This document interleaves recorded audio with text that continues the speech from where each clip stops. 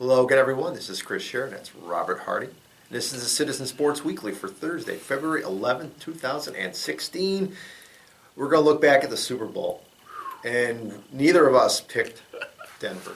We both picked Carolina. So, what can I say? We were wrong. Disappointing. It happens. It was a disappointing game. I think Carolina's pretty disappointed because they know that if their offense had played even a little bit better, they should have won that game. Because Peyton Manning, I mean, if you looked at his stats, these were Ryan Tannehill stats, okay? Oh, wow. Sorry, folks. Wow, what a blow. The Dolphins fan in me, Ouch. I mean, this was not one of Peyton Manning's best games. I think this is the kind of game where Peyton Manning looks at it and says, you know something? I think I'm going to walk away. You know what it reminds me of? I can't remember the number. Might have been Super Bowl 40, Pittsburgh beating the Seahawks. Yeah. And Big Ben, we think of Big Ben, one of the best quarterbacks in the league. He had a terrible He season. had a bad game, yes. And the Steelers still won. Well, it's the officiating, right? Wow. That's what the Seahawks fans will tell you. It was the officiating. Yeah. So, no, it was just, it wasn't a good game. Sorry, it was not a good game. Neither offense played great. Denver's defense played great, and realistically, that's what won the game. And I did say last week, I'm not trying to brag or anything here, okay? But I did say that if Denver held Carolina under 17 points, that Carolina had a pretty good chance of winning, and that's exactly what happened. And Denver's defense, I mean, I'll tell you, Wade Phillips, Bum's son. Bum's son. Yeah. It shows you how old I am. I remember when Bum Phillips was coaching the Oilers and the Saints. But Wade Phillips had a great defensive game plan. I think he took advantage of Cam Newton's eagerness, his energy, his strength, because he overthrew a lot of receivers. There was pressure on him. They did a good job containing him. I mean, it was a great defensive game plan by Wade Phillips, and you got to give credit to them and the Broncos for executing it perfectly. Mm-hmm. And the Broncos won. I mean, it was a great game. Robert, what are your thoughts of the contest? I really marveled at the performance by the Denver pass rush. Mm. And, Von Miller obviously won the MVP, deservedly well so. Deserved, yeah. I mean, he played outstanding, out of this world. You think of the two biggest plays in that game, the first one being the strip and then fumble, which resulted in a touchdown, and then the strip fumble near the end of the game, which pretty much sealed the deal. Both by Von Miller. So, two big plays there, and just the relentlessness. I mean, they were after Cam Newton from the beginning. Cam Newton couldn't do anything, and when he did throw the ball, it was high. I saw a lot of people blaming the receivers. They're like, "Oh, he really misses Kelvin Benjamin now." Well, your receivers can't do anything if the ball's 10 feet over their heads. I know. Yeah. He was airmailing a lot of these passes. The first series, there was a ball way overthrown. Yeah. I mean, there were passes that should have been caught. I think of the interception that was thrown to your boy Ted Ginn. Mine. But for the most part, I mean, Cam Newton did not have a good game, and it all goes back to the Denver defense. They played phenomenal, and that was the difference in the game. Now, while we're talking about Cam Newton, I think we would be derelict if we didn't address his post-game demeanor. Now, look. We all hate to lose, okay? I mean, nobody likes losing. Obviously, you don't want to lose the Super Bowl, the biggest game of your career. And you could understand Cam Newton for being disappointed after that game completely. And, I just thought his whole demeanor and his demeanor was just, it wasn't professional. And I understand that, you lost the game and you can put it on your shoulders if you want. I don't think it was all Cam Newton's fault. I think it was a combination of things. But I wasn't a fan of that. And I have no problem with his celebration stuff. That's great. He's giving balls to kids. I think that's a great thing for football. I don't mind him doing the Superman, pretending he's ripping his jacket open or shirt open. I have no problems with that. Look, if you're going to score touchdowns, you're going to make great plays, celebrate. That's fine. But, if you lose a game and it's the Super Bowl or a regular season game, you as a professional, you need to be one, and you need to have the right attitude and answering questions and not just walking off the stage after a couple minutes. Again, I like Cam Newton, nothing against him, but I just thought the way he handled that loss was just unprofessional. And like I said, it just shows you that maybe this young man still has a little more growing up to do and handling things the right way. I had no problem with it. I think if you get to that game and you played like he did, and then what came out after the fact, of course we didn't learn this for another day or two. What, that somebody was talking was about that it? Chris Harris, Yeah. the Denver cornerback, was nearby and apparently talking about, which, gets to the whole question, why, I get that it's a large setting and you have to accommodate all of these media Right. people, but, why do you have a mix of players so close? I mean, that to me is just poor planning, but this is the NFL. Right.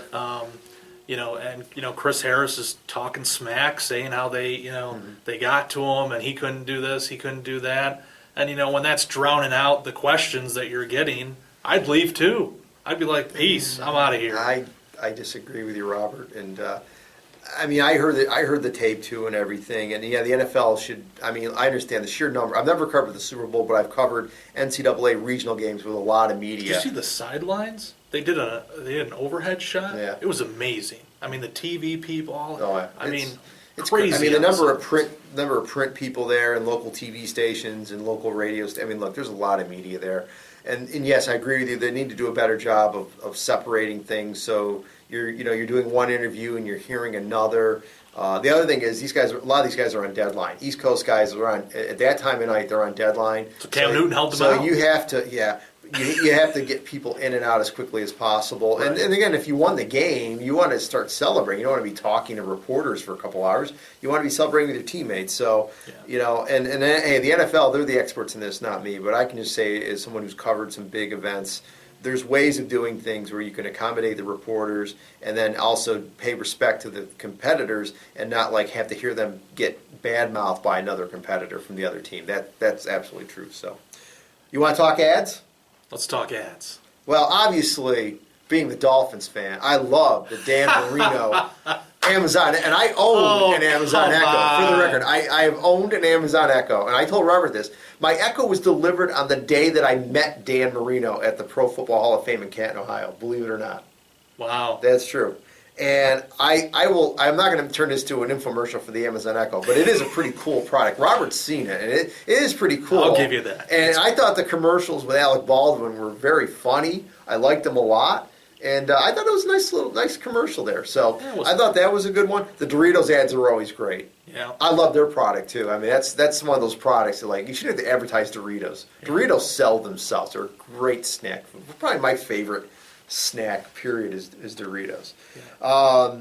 Car commercials, too many animal commercials. We get this every year with the Super Bowl. And hey, Doritos did use dogs in one of their commercials, but I think there's too many animal ads. We got to use funny animals, dogs driving cars. What was the puppy monkey? What was that? That was it was from Mountain Dew Kickstart. Yeah, their Red Bull wannabe juice there. That was just I know I'm not the target of that ad. That's Robert's demographic, not mine. It's true. Me being 48 here. But that ad was just stupid. And it just did not work. I'm sorry. It was just stupid. Wow. Puppy, baby, monkey, puppy. Well, what the heck? But hey, the millennials loved it, and I guess that's what counts the most, right? Wow. So, what other ads did you like or didn't like? All I can say about that Colonial Williamsburg ad is, what were you thinking? Who thought that was a good idea? What was that? I don't remember seeing Colonial That was the one, for the most part. What was it for? It was for Colonial Williamsburg. Really? Yeah. Yeah, they had a Super Bowl ad, and they were going through historic moments in American history, and the gist was that it all started at Colonial Williamsburg. I didn't see that one. It must have been. Well, one of the moments in history they included is the towers coming down. Oh, geez, no. And they showed it the imagery, and I'm thinking, what? No. That marketing guru should be out of a job. No, that's not. No. Who thought this was a good idea? I'm glad I didn't see that one because I would have been furious. Yeah, that one to me stuck out. The beer ads, and to build off Chris's point about millennials, talk about, I know what you're going to say. Confusion in marketing. I know what you're going to say. Here they are hammering craft beers. I knew it. I knew that was coming. Good, delicious beer as opposed to what they're selling. Robert is Mr. Craft Beer, by the way. He every night on Twitter he's tweeting a photo. Look at this beer I'm drinking. Not every Not night. every night. Okay, Every other weekend night. He's on the weekends. He's not coming to work half in the bag, folks. Okay, let's state that for the record. He's sober right now. But what kills me about that is that, on one hand, they're hammering these beers Yeah. that young people enjoy, while Yeah. at the same time trying to market Emulate to 'em. young people and, Yeah. and emulate them. Yeah. I mean, make up your mind, Budweiser. Well, that's what happens when the Great American Beer gets bought out by And make a better beer. foreign company. You know. But I've thought this for a few years that the ads, and have the declining quality, and I think there's a reason for that. Some of these we know what they are before it even airs. Yeah, there's no yeah. surprise anymore, and I get why they Yeah. do it. You build up hype for it.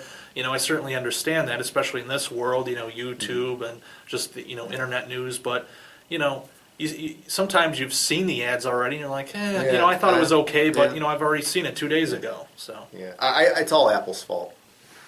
wow, The Macintosh ad, 1984. that's true. I mean, that's the ad that started the whole, wow, look at that. That's an ad? What's it for? Wow.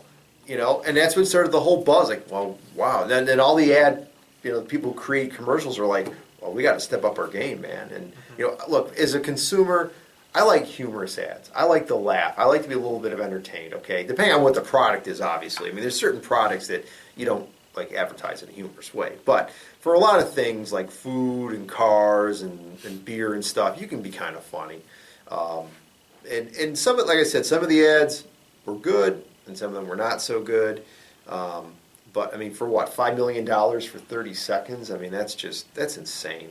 Yeah. I really think, unfortunately, like a lot of things with the NFL, the Super Bowl has gotten too big, too expensive. Look at the concession prices. Did you see those concession prices? We're going to go on a tangent here, folks. A $7. beer. A Go bottle ahead. of water was $7. Yeah. A hot dog, I think, was $7 or $8. That's crazy. A draft beer, which 15, is probably Budweiser, right? Was $15?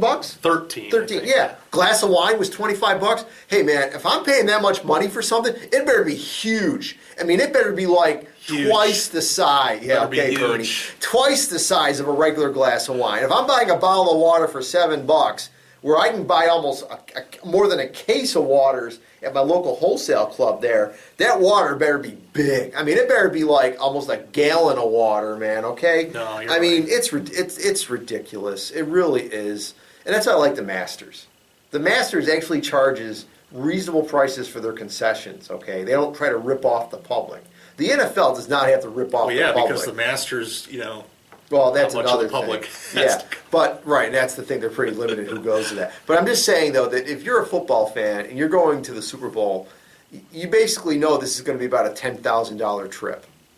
Really, Well, yeah. realistically, you're going to spend $10,000 between airfare, tickets, transportation, to and from places, eating out, the game itself. Program was $15. That was not bad. I saw the program. My stepdad, John D'Angelo, ordered the program, and I got a chance to look through it. Very nice program. Very well done. I would say that was worth $15, okay? But it's just insane how extravagant the prices are. And, I mean, it's a corporate thing, no doubt about it. The average football fan, I mean, the chances of them going to the Super Bowl, you have to win a contest where everything's paid. I mean, seriously, that's the only chance you have. Yeah. Because it's just out of the, I mean, if the Dolphins ever made it, I wouldn't want to go. Because I think I'd be like, okay, NFL, here's my money. we'll have a GoFundMe. No, I wouldn't want to, no, even that way. No, I'm telling you, I would rather watch it at home on my nice television, HD TV, and eat Fair my enough. own food and, enjoy it and, not go to all this excess and everything, so. If the Bills make a Super Bowl again, I'm selling my children and I'm going to the game. You don't have any children yet. Well, I think you're going to say you're going to sell your by house. the time the Bills make it back to the Super Bowl, Yeah, I think it's like sell your house, sell your car. I mean, that's the scary thing. donate organs. I mean, you could literally buy a car for the amount of money it would cost to go to the Super Bowl. Oh yeah. Well, you think? A year of college, You think of a semester of college. I guess. if you're a family of four, There's no way, no way. You look at those prices and you say, Son, you're not going to college. You're going to the Super Bowl. That's what's going on. Yep. Sorry, son. You better work on your passing because you're going to need a scholarship to be able to go to college. son, you're going to pick up a trade, and that's what your job's going to be. It's sad. It really is. So hey, we enjoy the game on TV though, don't we? Yeah. So all right. Last thing. Yes. Halftime show. Scale of 1 to 10. negative numbers. First of all, I know Come on. I know who Coldplay is. Okay, I know Wow. one Coldplay song, "Clocks." That's it. I don't know any other music. Beyonce, obviously, even I know who Beyonce is. Okay, and she's very talented, but she wasn't like the star of the show. Bruno Mars, I actually saw him at the State Fair a few years ago. He's a very talented performer. He's got excellent talent. That guy would be a star, whether it's the '70s, the '90s, or this decade. So Bruno I Mars like gets the old some Sciria Bruno seal of Mars, approval. but Okay. it was just, it left me cold. I'm not saying you got to get the Rolling Stones or the Who or Bruce Springsteen every year, but get someone who's got a decent amount of hits that appeals to a cross generation of football fans that would be interested in it. How about a marching band?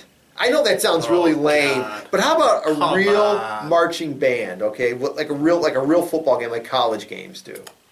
Okay, I would love to see a good marching band. I don't know. You're probably too young to remember this, but the reason why we do this now with the Super Bowl, with the halftime show, is because back in the early '90s, Fox, which didn't have the NFL back then, had a show called In Living Color, Right. which was like a Saturday Night Live type show, comedy skits. And they decided, we're going to put on a live show during the Super Bowl halftime. And everybody, we all watched it. This is like 1991, 92. We all tuned to it, and the Super Bowl halftime show, it was crickets. Nobody watched it. Okay, all the young people turned to that show to watch In Living Color. Didn't know that. And the NFL realized, oh shoot, we need to step it up here. We can't go up with people anymore. Okay, we need to get Michael Jackson. I remember. That's the first halftime show I remember. So that's when the NFL decided we need to be a little more entertaining than Up With People. If you don't know who Up With People are, just Wikipedia them and you'll get a good chuckle. So, all right, folks, we're gonna end it now. Sounds good. All right. Hey, hope you enjoyed the Super Bowl. If you were wagering on it, we hope you did well. We hope you didn't listen to us. Yes, we hope you listen to us. And next week, I guess we'll be talking something. Baseball. Maybe it's Spring still training? It's still a little early. Maybe we need Jonathan in to talk NASCAR. Yeah, Daytona's coming up. We might need to do the 3-man booth here. Yeah. So, all right, We're going folks. with the wide lens next Yes. So, hey, have a great weekend. Hope you enjoyed the video, and we'll see you next week.